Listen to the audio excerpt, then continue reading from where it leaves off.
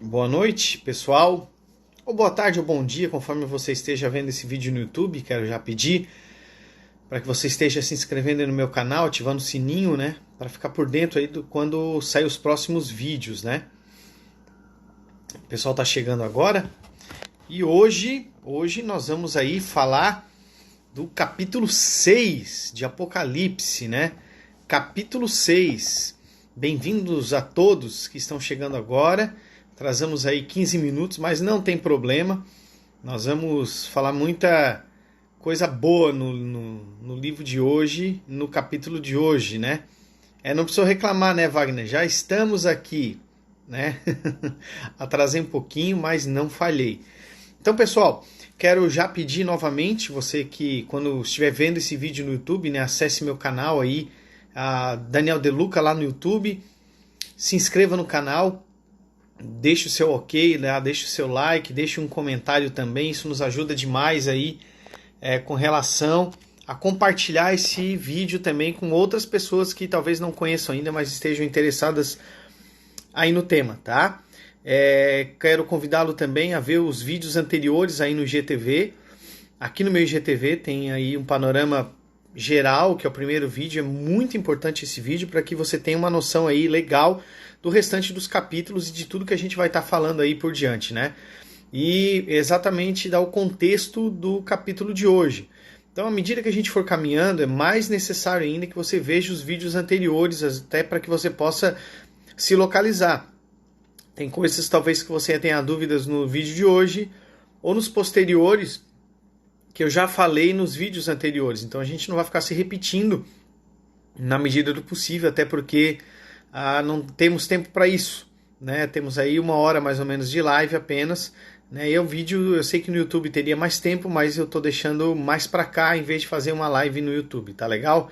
Então, pessoal, hoje, capítulo 6, né? A gente relembrando só um pouquinho do capítulo 4 e 5, que eles descreviam essa cena nos céus, né? O capítulo 4 falava basicamente de Deus, é uma visão de Deus, e aí o capítulo 5 é uma visão de Cristo, né? Então, capítulo 4 nós temos aí Deus, a descrição do trono, e de repente no capítulo 5 tem uma comoção no céu, e relembrando um pouquinho, porque ninguém poderia abrir o livro, né? E o livro ali continha todo o plano do desenrolar da história que Deus mesmo escreveu desde da primeira vinda de Jesus até a segunda vinda de Jesus, período este que a Bíblia chama de milênio. Então, lembrando aí, dando um pequeno spoiler, que o milênio não são 1000 anos literais, mas é o período de tempo. Eu gosto de ressaltar isso para que fique mais fácil para você entender o restante do que nós vamos falar. É o período de tempo aí entre o finalzinho da primeira vinda de Jesus e a segunda vinda de Jesus e o final de todas as coisas, né? Então passamos aí por essa cena nos céus, essa comoção, porque ninguém poderia abrir o selo, não havia ninguém digno para que fizesse isso. Então nós vamos começar exatamente o capítulo 6 do livro do Apocalipse, né? E é um capítulo bem interessante, porque a gente vai fazer umas conexões hoje que talvez você nunca ouviu falar, isso é muito legal. Eu, quando descobri isso, também fiquei maravilhado. Então hoje a gente entra aí na abertura dos 7 selos, né? Lembrando novamente do número 7, que para o Apocalipse significa uma placa, né? Dizendo, olha, preste atenção no que está acontecendo. E novamente, nós deixamos aí o capítulo 5 no último vídeo, e onde Jesus ele toma, né, esse livro nas mãos e parte imediatamente para a ação. Jesus não espera um determinado tempo, não faz nada disso, mas assim que ele pega o livro que estava na mão direita daquele que estava sentado no trono, um livro este selado com 7 selos, ele abre os selos. A gente vai falar dos selos hoje. Só ressaltando, pessoal, que os selos não são as 7 trombetas, não são as 7 vozes, não são as 7 taças. Isso são eventos que vão acontecer depois da abertura dos selos, tá? O que está acontecendo agora? O livro está selado e o cordeiro vai abrir o livro, ok? São eventos preliminares, exatamente antes de o cordeiro abrir o livro, o que vai acontecer aí mais para frente, quando a gente continuar a leitura do livro do Apocalipse. Mas hoje nós vamos fixar o nosso olhar aí no que quer dizer o capítulo 6, algumas conjecturas bem interessantes. Tá legal? Então pegue sua Bíblia na mão, a gente vai ler alguns textos aqui e papel e caneta nas mãos também, tá? Então, pessoal, como eu disse antes, os selos, eles não são o conteúdo do livro, mas são antecipações da abertura do livro, tá? Então, os selos, eles não são acontecimentos do livro. Aquele livro selado que o Cordeiro, naquela cena nos céus, ele pega da mão daquele que estava sentado no trono, que é o próprio Deus Pai. Então, todos os selos, tudo que a gente vai falar agora, não é conteúdo do livro. Isso é importante saber, porque facilmente a gente pode se perder nisso aqui e achar que o livro já está aberto. E o livro não está aberto ainda. O livro não está aberto ainda. O livro está selado. O livro está fechado. Então, tudo que nós vamos falar no capítulo 6, e pega um pouquinho do 7, vai falar desse prelúdio, vamos dizer assim. Tá? É um prelúdio antes da abertura dos livros. Então, ressalto mais uma vez. Não confunda os 7 selos com todo o conteúdo que tem dentro do livro e que vai ser revelado à medida que o próprio Cordeiro abrir os 7 livros, os 7 selos. Legal? Então, os 4 primeiros selos, tá? Dá uma geral aqui para você. Eles giram em torno dos Cavaleiros do Apocalipse, os tão famosos 4 Cavaleiros do Apocalipse. Quem são esses cavaleiros, né? Daqui a pouquinho a gente vai estar falando deles. Só dar uma boa noite aí para Rutri, para o Shell e para Michele, que devem estar me vendo aí também. Helena, Karen, Adriana, boa noite a todos que estão chegando aí. Obrigado pelo carinho, né? Peço que você também ajude a compartilhar rapidinho esse vídeo. Tem um aviãozinho aí, né? Ajuda a compartilhar esse vídeo aí, e que vai ser bem importante também. Então, assim, gente, os 4 primeiros selos. Os 4 primeiros selos vão girar em torno dos 4 Cavaleiros do Apocalipse. Ok? Só dando uma geral. O 5º selo vai falar da igreja. O 6º selo trata basicamente da segunda vinda. E no 7º selo a gente vai falar dele só lá no capítulo 8. Tá? Então a gente nem vai entrar no capítulo... Perdão, a gente nem vai entrar hoje no 7º selo. A gente vai falar basicamente aí dos 4 ou dos 5 primeiros selos. Na realidade o capítulo chega até o 6º, mas a gente vai falar deles. Vamos ler o texto bíblico? Então, Apocalipse 6, versículo 1 diz assim: observei quando o Cordeiro abriu o primeiro dos 7 selos. Então, até o capítulo 5, esse livro estava aí selado, fechado, hermético na mão de Deus Pai. E o Cordeiro, então, imediatamente quando aparece em cena, toma o livro. E o versículo 1 diz, então, que o Cordeiro abre o primeiro selo. E o texto diz: e em seguida ouvi um dos seres viventes exclamar com voz de trovão: vem! Mais uma vez ressaltando, Jesus não abriu o livro ainda. O livro está fechado, o livro vai ser aberto somente no final, tá? Onde o 7º selo vai ser aberto. Então, por enquanto, ele não abriu o livro. Ele abriu o primeiro selo. Então, agora a gente vai ver o primeiro evento pós-coroação de Cristo. Então, o que acontece? Lembra que eu falei no versículo no vídeo passado, né? Que aquela cena da coroação, ou quando Jesus chegar nos céus, depois da ressurreição, e ele já chegou, isso é um evento que já aconteceu, né? O que a gente leu no versículo 4 capítulo 4 e 5 já aconteceu, isso não fala de futuro, fala de futuro na perspectiva de João, mas para nós hoje já aconteceu. Então Jesus, ele já foi, recebeu essa autoridade de Deus, eu falei isso no vídeo passado, e por isso que depois de ressuscitado, ele vai dizer: olha, agora me foi dado toda a autoridade nos céus e na terra, tá? Maiores detalhes aí nos vídeos anteriores, eu peço que você acesse aí meu IGTV e lá os vídeos do YouTube, no meu canal Daniel De Luca também está lá. Mas esse primeiro selo é o evento pós-coroação de Jesus. Então Jesus coroado, ou seja, ele recebe toda a autoridade nos céus e na terra, e o primeiro evento está exatamente no versículo 2. O que diz o versículo 2 do livro de Apocalipse? Né? Versículo 2 do capítulo 6. E olhei, e diante de mim estava um cavalo branco, e seu cavaleiro empunhava um arco, e foi-lhe outorgada ou dada uma coroa, e ele cavalgava alternadamente, como vencedor determinado a vencer. Quem é este cavaleiro branco?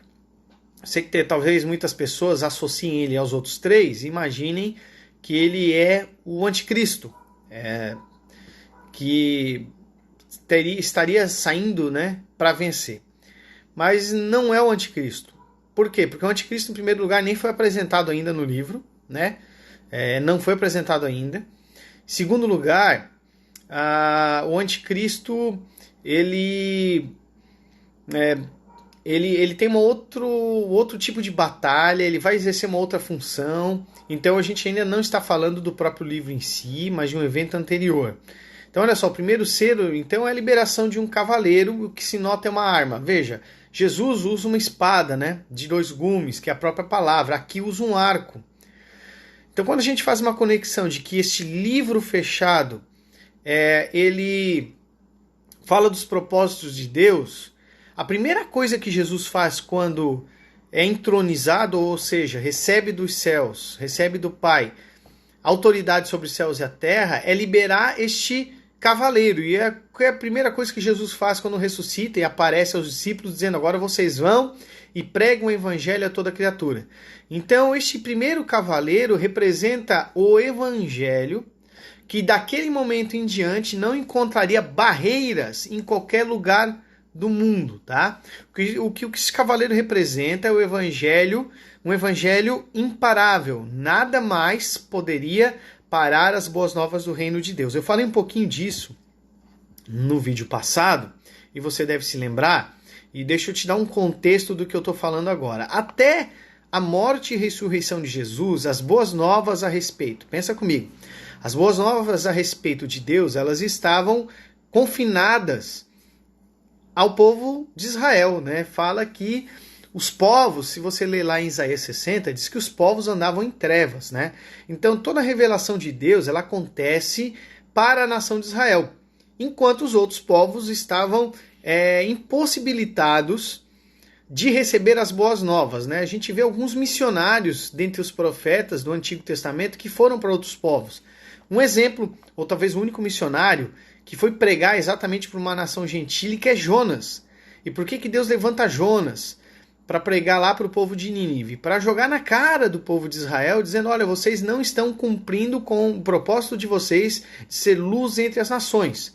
Então, como Israel estava falhando na sua missão como um povo eleito e chamado por Deus de levar o evangelho às outras nações, naquele momento Deus levanta Jonas e diz: você não vai pregar para os israelitas. Ele foge, a gente conhece a história toda, mas fala: olha, você não vai pregar para os israelitas, você vai pregar para um povo que não me conhece. Então Deus está mostrando, em outras palavras, dizendo: olha, eu posso salvar qualquer nação a hora que eu quiser, do jeito que eu quiser, apenas basta que eu chame e lá eu vou encontrar os meus eleitos, tá? Mas e até tem aquela árvore, né, que está atrás de Jonas, e ela morre falando: olha, Israel tem um chamado, e esse chamado, vocês estão morrendo porque vocês não estão cumprindo esse chamado, tá? Então, veja, o evangelho, né, as boas novas de Deus, estava basicamente confinada à nação de Israel. De um certo modo, gente, pode parecer estranho o que eu vou te falar agora, mas havia uma legalidade para salvar apenas israelitas no Antigo Testamento. Nós vemos poucos exemplos de pessoas não israelitas étnicos sendo salvos, tá? Não havia. São poucas as exceções, e se você observar bem com cuidado os evangelhos, por diversas vezes Jesus ele evita o caminho dos gentios. E Jesus não prega para os gentios, eventualmente para um ou outro, com algumas exceções, por exemplo, o centurião romano, a mulher cananeia. São poucos exemplos de Jesus se dando a revelar a pessoas não israelitas. Então tudo isso corrobora para aquilo que eu acabei de falar. O evangelho estava confinado para a nação de Israel. No entanto, com a morte de Jesus, esta legalidade agora, pela derrota do inferno, de Satanás lá na cruz do Calvário, e aquilo que eu falei no outro vídeo, que Jesus, havia um valente guardando a casa, até que vem um mais valente, amarra o valente. É interessante, Jesus usa essa expressão: ó, eu amarro o valente, aquele valente é amarrado, e aquele mais valente que chega, ele rouba aquela casa. Então Jesus está falando naquela parábola que O que é aquela casa que haveria de ser roubada? São os povos que estão em trevas. Quem era o valente que guardava aqueles povos? Satanás. E Jesus, na sua morte e ressurreição, ele amarra este valente e saqueia aquela casa. Este amarrar o valente é exatamente o mesmo tipo de linguagem encontrada lá no Apocalipse 20, que nós vamos falar mais para frente, né? E é a realidade dos dias de hoje, que Satanás está preso. E preso em que sentido? Não que ele não está mais ativo hoje, mas ele não pode mais impedir que o evangelho entre em qualquer região da terra ou em qualquer povo, tribo, língua e nação. Ele não pode mais fazer isso, tá? Então, exatamente, esta liberação deste cavaleiro que sai a vencer fala deste primeiro momento, preste atenção nisso. Este cavaleiro branco fala deste primeiro momento, e um momento que se segue até hoje, onde o evangelho ele tem uma expansão para além das fronteiras de Israel. Tá bom? Então este cavaleiro ele não é Jesus, mas este cavaleiro representa este evangelho que sai vencendo, né? Indo para vencer. Então ele também, como eu acabei de falar, ele não é o anticristo, tá? O anticristo vai aparecer mais tarde, na abertura do livro. O livro não foi aberto ainda. Até aqui legal, gente? Alguém pode me dar um ok? Como é que tá o som? Tá legal para todo mundo? Estão me ouvindo bem? Tô indo muito rápido, tô tentando fazer de uma forma mais tranquila. Quem pode me dar um ok? Boa noite aí, Caroline, Elia, que tá por aí, Wanderson, meu vizinho lá da pescaria, Giovana, que saudade de vocês, Douglas, Elquizinha, obrigado pelo ok também.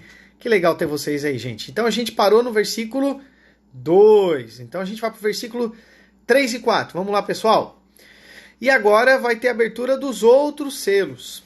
Lembrando que, por enquanto, esses 4 primeiros selos falam dos 4 cavaleiros do Apocalipse. Falamos de um cavaleiro. Vamos para o segundo? Verso 3 e 4. Quando ele abriu o segundo selo, ouvi o segundo ser vivente bradar, vem. E partiu outra cavalgadura, um cavalo vermelho, e ao seu cavaleiro foi concedido o poder de tirar a paz na terra, de modo que os homens matassem uns aos outros. E lhes foi entregue também uma grande espada. Este cavaleiro está de fato associado à guerra, né? A espada fala disso, né? O próprio versículo fala. Então, gente, esse é um período da igreja também que aconteceu na época logo após a ressurreição e que claramente acontece nos dias de hoje, que é o que é este cavaleiro? Representa a perseguição ao evangelho. Se por um lado eu tenho o evangelho que é liberado para conquistar toda a terra, né, e dominar toda a terra, as boas novas de Jesus, também, junto com o triunfo do evangelho, vem a perseguição. Olha que interessante. À medida que o primeiro cavaleiro sai para vencer e o evangelho é liberado, juntamente é liberado o segundo cavaleiro, que fala desta perseguição com relação ao evangelho. Então veja, a autoridade de Cristo não nos isenta de sofrimento. Ela nos garante a vitória, mas não isenta do sofrimento. Esses 2 cavaleiros mostram uma realidade que acontece até nos dias de hoje, vai continuar coexistindo até a volta de Jesus, que é, de um lado, um evangelho triunfante, que não encontra barreiras, mas, por outro lado, este evangelho sofre uma oposição, né? Existem cristãos ao longo de toda a história, a Bíblia vai falar disso, também aqui no livro de Apocalipse, do mártir, né? Dos mártires.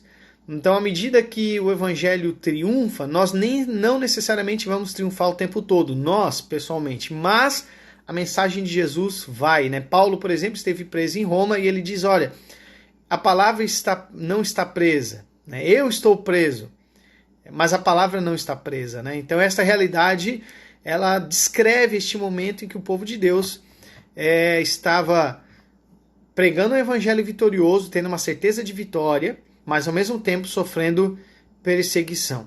Tá legal? Falamos de 2 cavaleiros, vamos para o terceiro, versículo 5.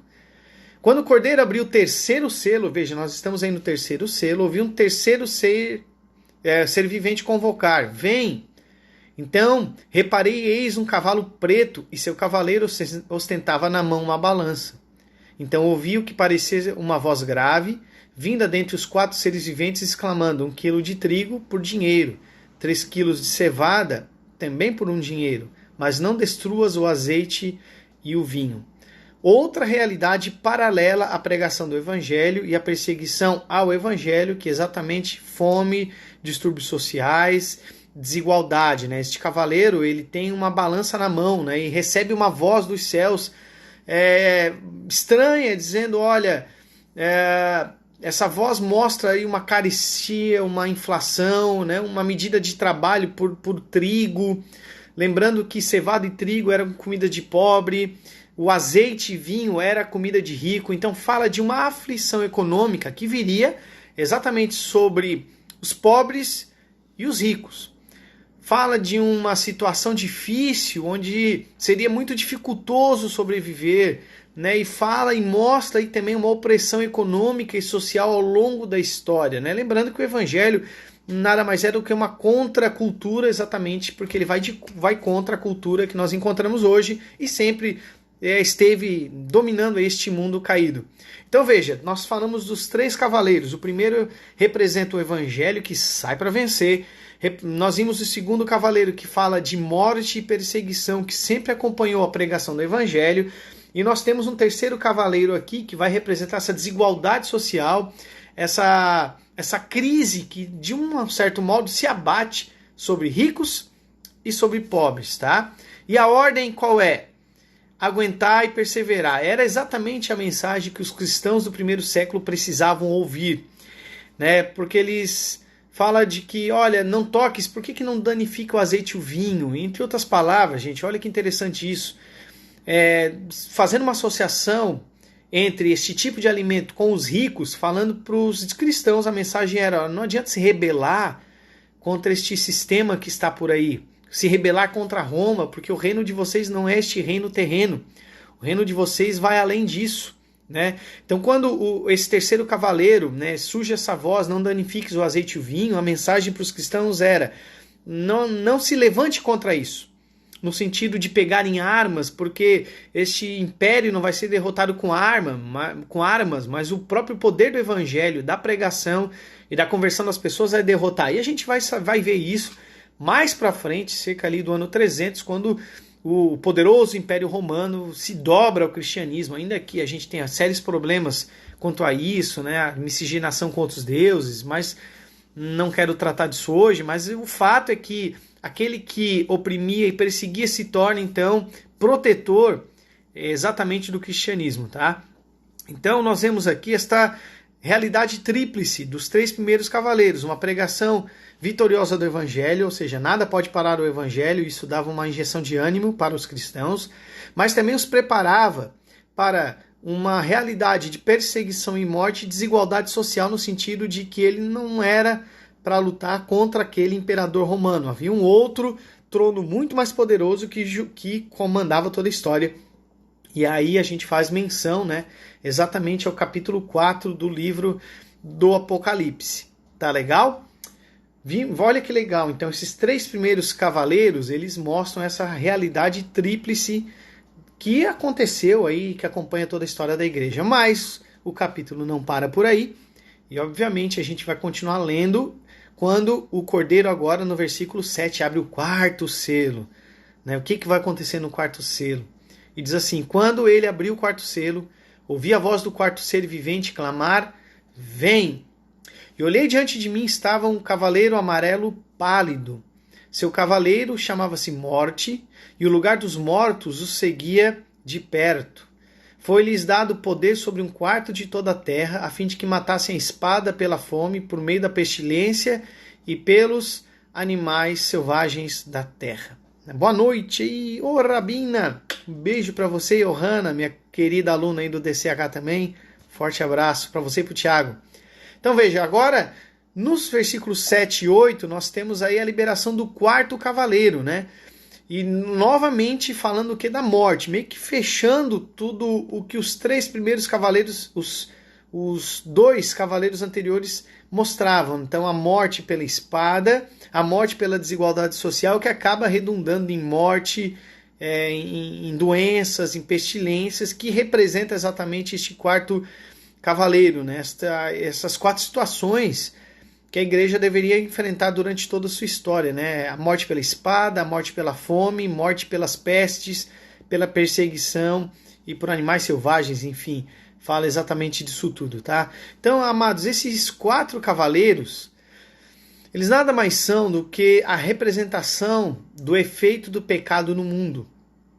Esses 4 cavaleiros, na realidade os 3 primeiros, né, já que o primeiro cavaleiro ele representa a pregação vitoriosa do Evangelho, nada mais é do que aquilo que atinge todas as pessoas de todas as épocas, sejam ou não cristãs, tá?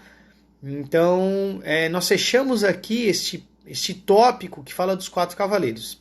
Ficou claro para vocês o que representam esses cavaleiros? Lembrando, o primeiro cavaleiro não é o anticristo, porque o anticristo ainda não apareceu aqui no livro do Apocalipse, tá? Na realidade, o livro nem foi aberto ainda, apenas está acontecendo o quê? Jesus está abrindo os selos, tá? É isso que aconteceu até agora. E na abertura dos 4 primeiros selos, temos a liberação de 4 cavaleiros. Um cavaleiro branco, um vermelho, um amarelo e um preto. O cavaleiro branco representando não o anticristo e nem o próprio Jesus, mas aquilo que estava liberado para vencer o tempo todo, que é o Evangelho, que não estava mais agora restrito à nação de Israel, mas ele poderia atingir todos os povos da terra. Nós temos ali o que acompanharia a pregação do Evangelho e que acometeria não só os cristãos do primeiro século, mas os cristãos que vão viver, né, até a segunda vinda de Jesus, que é a morte, né? A morte pela fome, a morte pela desigualdade social, a morte pelas pestes, a morte pela opressão, e uma mensagem poderosa no segundo cavaleiro, no terceiro cavaleiro, quando diz não toque o vinho e o azeite, né? A comida dos ricos, ou seja, não se levante contra essa turma aí, porque não é esse o caminho, né? O reino de Jesus não é o reino deste mundo. Então era uma mensagem bem clara para os cristãos do primeiro século. Tá? E aqui, nós fechamos aqui os 4 cavaleiros. Agora, gente, o que é legal é que, como esses selos, eles têm uma conexão direta, preste atenção nisso, preste atenção no que eu vou falar. Os selos, eles têm uma conexão direta com o discurso escatológico de Jesus, lá em Mateus 24. E nós já falamos sobre o sermão escatológico de Jesus, não aqui no meu IGTV, mas lá no YouTube. Se procurar lá no meu canal, tem lá os vídeos sobre o discurso escatológico de Jesus, e aí pega Mateus 24, 25. Mas eu quero citar alguns textos, porque eu acho que isso aqui é muito legal. Por exemplo, segundo, terceiro e quarto selos estariam relacionados com Mateus capítulo 24, versos 6 e 8. Vê se agora não fica uma coisa mais coesa na sua mente. Deixa eu ler aqui o Evangelho de Mateus, capítulo 6, capítulo 24, versos 6, 7 e 8. Olha como isso aqui casa com o que a gente acabou de falar. E vós ouvireis Jesus falando para os discípulos, falar de guerras, rumores de guerras, todavia não vos desesperais, porque é preciso que tais coisas aconteçam, mas ainda não será o fim. Porquanto se levantará nação contra nação, reino contra reino, haverá fome, terremotos em vários lugares. Contudo, estes acontecimentos não serão apenas como as primeiras dores de um parto. Tá vendo como casou ali? Agora, o quinto selo, né, que nós lemos ali, olha só, fala da perseguição também e da morte dos cristãos, né? Mateus capítulo 24, verso 9 a 13. Eles vos entregarão para serem afligidos e condenados à morte, e sereis odiados por todas as nações por serem meus seguidores. Nessa época, muitos ficarão escandalizados, trairão uns aos outros e se odiarão mutuamente. Então, numerosos falsos profetas surgirão e enganarão a muitos. E por causa da multiplicação da maldade, o amor da maioria das pessoas se esfriará. Aquele, porém, que continuar firme até o final será salvo. Tá vendo aí? Novamente aí o sexto selo, morte novamente. E aí, Mateus 24, verso 29 a 31.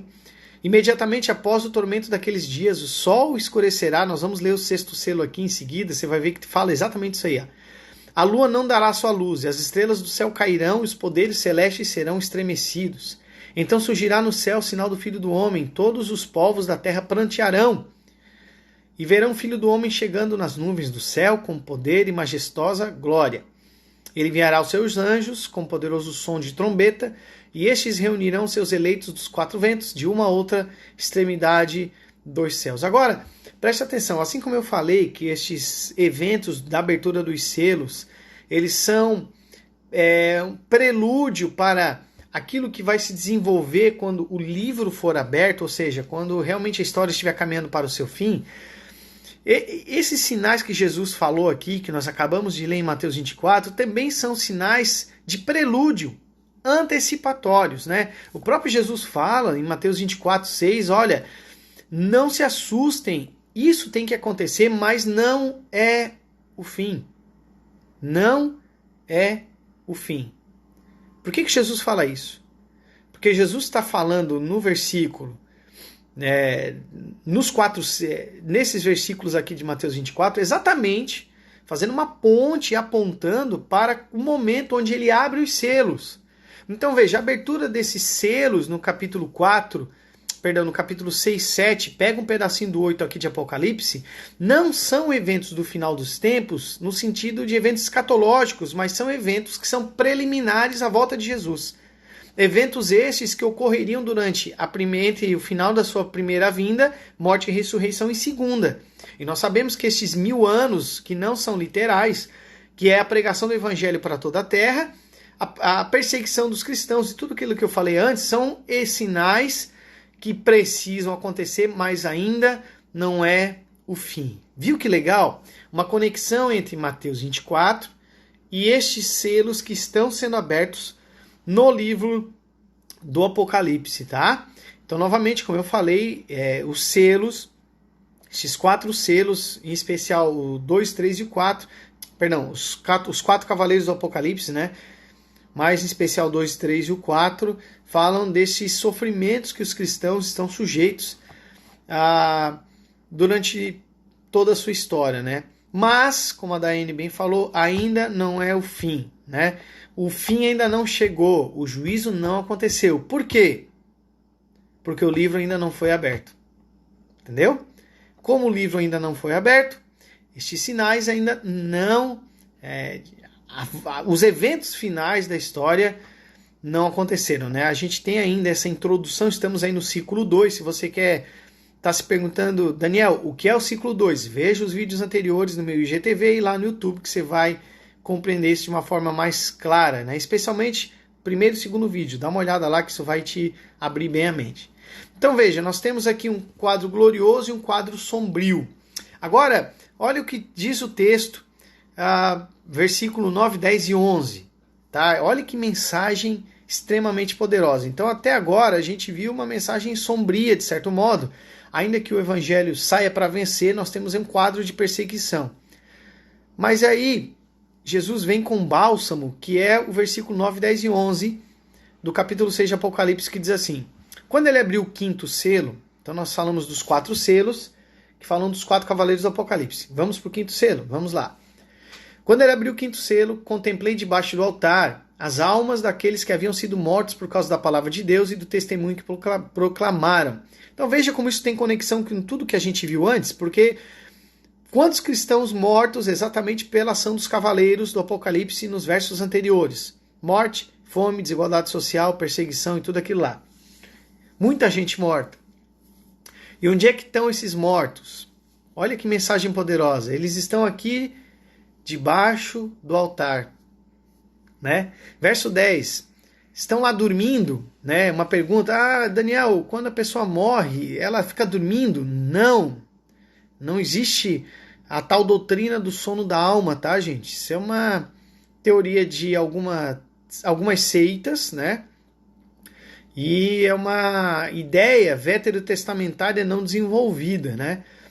Apesar de que o próprio Paulo fala dos que dormem, eu já expliquei isso, né? A visão de quem está fora, a pessoa está dormindo. Mas esse texto aqui fala do que aconteceu com os mortos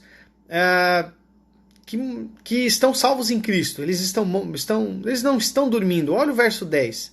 Eles estão exclamando, eles estão clamando a Deus, dizendo: até quando, ó soberano, santo e verdadeiro? Verso 10 do capítulo 6 de Apocalipse. Esperarás para julgar os que habitam em toda a terra e vingar o nosso sangue. Interessante, né? Morreram por causa do testemunho da palavra, da ação dos cavaleiros do Apocalipse. E eles não estão dormindo. Eles estão acordados, conscientes da vida que levaram, tá? E estão clamando a Deus por vingança. Estão clamando a Deus, quando o Senhor vai julgar os que habitam sobre a terra? E olha o estado deles. Verso 11, não estão tocando harpas em cima de nuvens, né? Olha o verso 11. Então para cada um deles foi entregue uma vestidura branca. Foi-lhes orientado que aguardassem ainda um pouco mais, até que se completasse o número de seus irmãos que, como eles, foram servos e que da mesma forma também deveriam ser mortos. Então veja, onde é que estão os salvos? Estão lá. Né? Apesar de que aqui faz menção a um grupo especial dos salvos, porque são os mártires, aqueles que morreram exatamente por causa do testemunho de fé cristã, havia uma palavra, aqui é uma mensagem poderosa para todos aqueles que de alguma maneira sobreviveram e que talvez não morreram ainda, né? Olha, não perca esperança, aqueles que você viu morrer por causa do testemunho da palavra de Jesus, eles não estão perdidos, eles estão diante do Pai, estão conscientes e clamando para que o próprio Pai julgue os que habitam sobre a terra. Olha que legal, o pessoal nos céus intercedendo para que Jesus venha e de uma forma definitiva julgue os habitantes da terra e estabeleça o seu reino para todo sempre.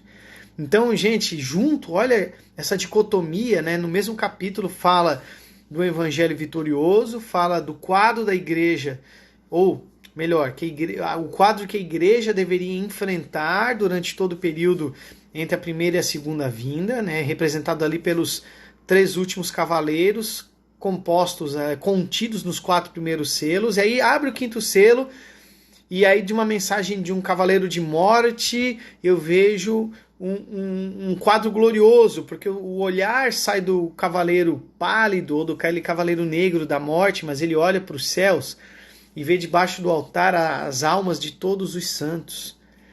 Vê que todos eles, ainda que fossem destruídos os seus corpos, a sua alma, ela estava preservada, né, diante do trono, e eles não estavam dormindo, eles não estavam perdidos num limbo, no espaço-tempo, mas eles estavam diante de Deus clamando, intercedendo por quem estava na terra. Olha que coisa mais poderosa. Gente, imagine você no primeiro século ouvindo uma mensagem como essa, né? E que é o anseio deles, é o nosso anseio, né? Que até quando a gente vai aguentar, até quando a gente tem que conviver com este mundo caído, com os efeitos do pecado em toda a criação, né? Mas o texto diz, se acalmem, é preciso que se complete o número dos mártires. Enquanto isso, quem está em ação junto com todas essas desgraças? O cavaleiro branco, que é a própria pregação do evangelho. Agora lembra do 6º selo, né? Exatamente que fala, deixa eu ler o texto aqui de Mateus 24, 29 a 31. Eu falei disso, eu quero ler novamente, porque Jesus fala assim, ó: imediatamente após o tormento daqueles dias, o sol escurecerá, a luz não dará luz, as estrelas do céu cairão, os poderes do céu serão estremecidos. Mateus 24, verso 30. Surgirá nos céus o sinal do Filho do Homem, todos os povos da terra lamentarão, verão o Filho do Homem chegando nas nuvens com grande poder e glória. Veja, agora olhe o que está descrito aqui na abertura do 6º selo. Agora eu vou ler para você o 6º selo, versos 29 e 30 do capítulo 6 de Apocalipse. Imediatamente após o tormento daqueles dias, aqui ó, verso 12, deixa eu corrigir. Verso 12, verso 13, 14, 15, 16 e 17. Ô Paty, depois eu vou responder, deixa eu responder aqui, é um versículo muito usado para fundamentar a intercessão dos santos pelos católicos. Eu sei, mas é totalmente fora de contexto, porque a intercessão deles era uma só, descrita na Bíblia, a gente não pode ir além do texto bíblico, né? E qual é a intercessão deles? Que Deus julgue os que habitam sobre a terra. Como é que os católicos comumente veem essa intercessão? Promessa, né, pelo emprego novo, pelo carro novo, pelo casamento, por uma cura, e o texto não mostra isso. Na realidade, essas orações ordinárias dos cristãos, elas têm um intercessor que é Cristo Jesus e um nosso ajudador que é o Espírito Santo que nos ajuda nas nossas orações. Isso é um ponto. Essa intercessão aqui do livro de Apocalipse, ela tem um alvo só. A intercessão deles era uma só, que o próprio Deus viesse e julgasse a terra. Tá? Então, eu sei que talvez é um texto usado aí pelos católicos, mas ele não tem qualquer lógica Opa, voltou. Ele não tem qualquer lógica de ser usado aí como uma base para a intercessão de, entre aspas, santos. Tá legal? Então, verso 12, a gente viu ali em Mateus 24, falando do que o sol se tornará em trevas, a lua em sangue. Agora, olha a linguagem aqui de Apocalipse capítulo 6, verso 12 a 17. Vi quando o cordeiro abriu o sexto selo, e sobreveio grande terremoto. Jesus falou sobre terremoto em Mateus 24. O sol se tornou negro. Jesus falou sobre isso em Mateus 24. E a lua como sangue. Gente, não é o que está escrito aqui?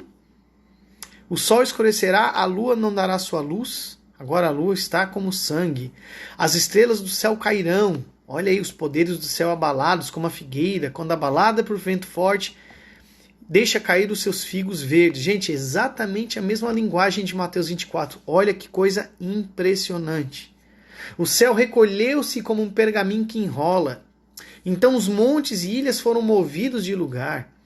E aí o clamor, né, o choro das nações ímpias, né, o verso 15. Os reis da terra, os grandes comandantes, ricos, os poderosos e todo escravo e todo livre se esconderam nas cavernas e nos penhascos dos montes, e disseram aos montes e aos rochedos: caia sobre nós, esconde-nos da face daquele que se assenta no trono e da ira do cordeiro, porque chegou o grande dia da ira deles, e quem pode ficar de pé? Olha aí que coisa impressionante. Essa linguagem aqui dos versos 12 a 17 de Apocalipse 6 é basicamente a mesma linguagem ali que Jesus fala numa parte ali, Mateus 24, porque é o mesmo evento, eventos anteriores à sua volta. É interessante porque aqui no verso 16, né, fala da ira do cordeiro. A gente estava falando sobre isso nos PGs, aqui na Igreja Presbiteriana essa semana. A gente está numa série sobre Jesus, exatamente quem é Jesus, né, falando dos vários aspectos ou as facetas da encarnação de Cristo. Uma delas é que as pessoas comumente, quando tem a noção de um Jesus pálido, né, de um Jesus de louro, de olho azul, aquela pintura medieval, cálida, e o próprio Jesus não era isso, porque primeiro ele tinha uma etnia israelita, né, ele era moreno, queimado do sol, e Jesus não é só amor, né, gente, Jesus também é ira, e fala daqui no verso 16, ó, a ira do cordeiro, um cordeiro que se ira contra o pecado, a injustiça, um cordeiro que se ira, e quando esta ira chegar no tempo certo, ela vai ser derramada sobre a terra, e aí o livro vai ser aberto, a gente vai falar isso lá na frente. Então esse é mais um dos aspectos de Jesus, é um Jesus que de fato se ira. E aqui nós temos, pessoal, no final do capítulo 6, né, mais um dos rótulos, vamos dizer assim, da volta de Jesus, né? Lembrando, né, de que o dia da ira, o dia do cordeiro, a volta de Jesus, o dia da vinda, o juízo do trono branco, tudo isso são rótulos do mesmo evento. Tá legal? Ô Gonçalo e Paty, um abraço para vocês também, meu irmão. Pessoal, alguma dúvida até aqui? Como é que vocês estão? Deu para todo mundo entender? Deixa eu abrir minha Bíblia aqui. Livro de Apocalipse. E aí nós terminamos, né? Terminamos o capítulo 6. Olha quanta coisa nós falamos hoje. Quanta coisa nós cobrimos no vídeo de hoje. Dúvidas, pessoal? Ficou claro agora quem são os 4 cavaleiros do Apocalipse, né? Que eles já estão correndo por aí desde a primeira encarnação de Cristo.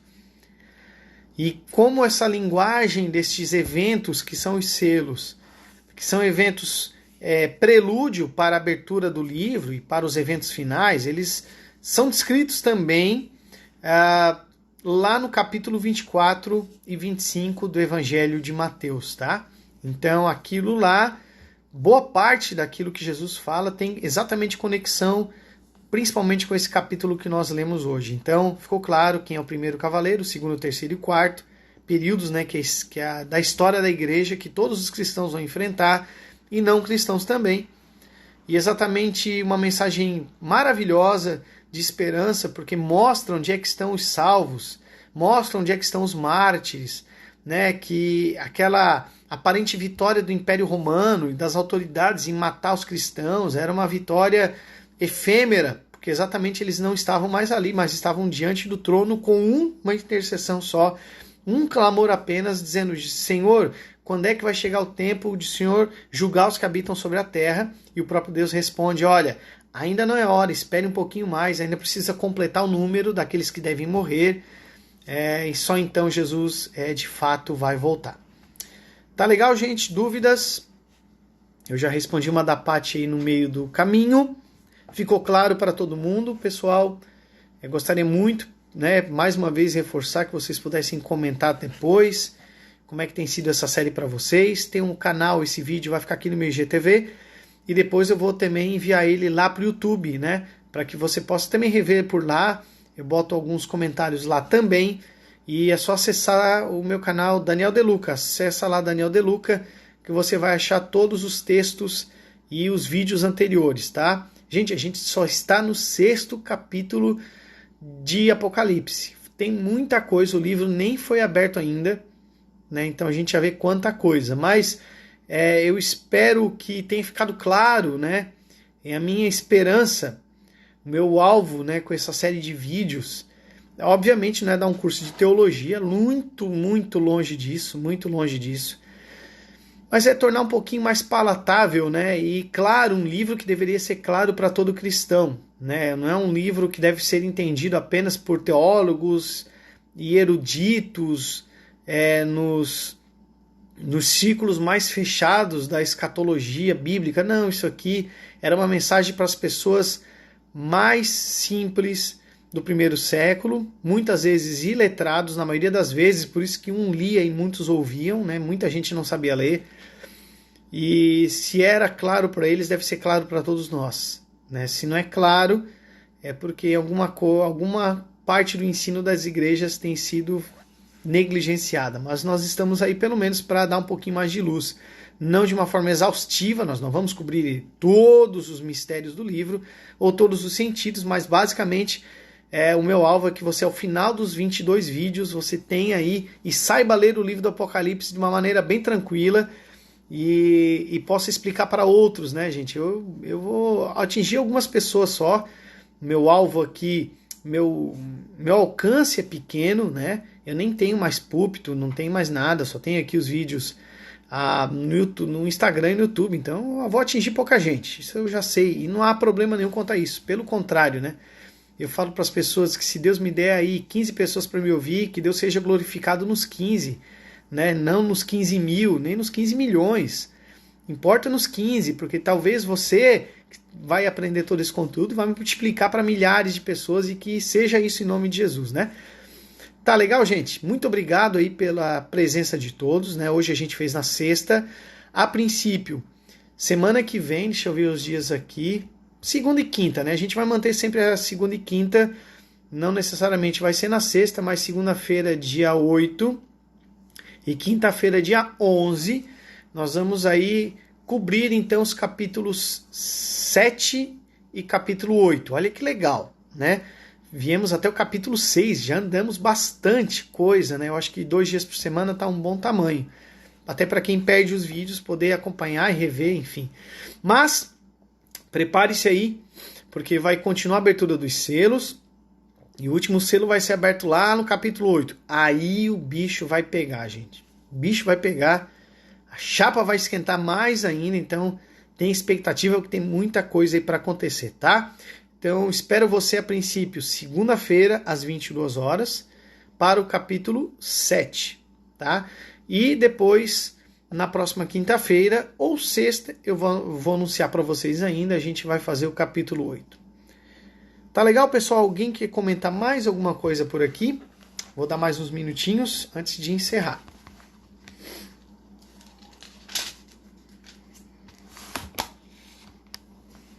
Não? Podemos terminar então? Legal, gente. Fizemos quase 1 hora aí. Muito obrigado a todos. Um beijo no coração, né? E só lembrando que o vídeo fica aqui no IGTV e depois é lá pro YouTube também, tá bom? Beijo, um abraço e eu fui. Até segunda, hein? Até segunda-feira.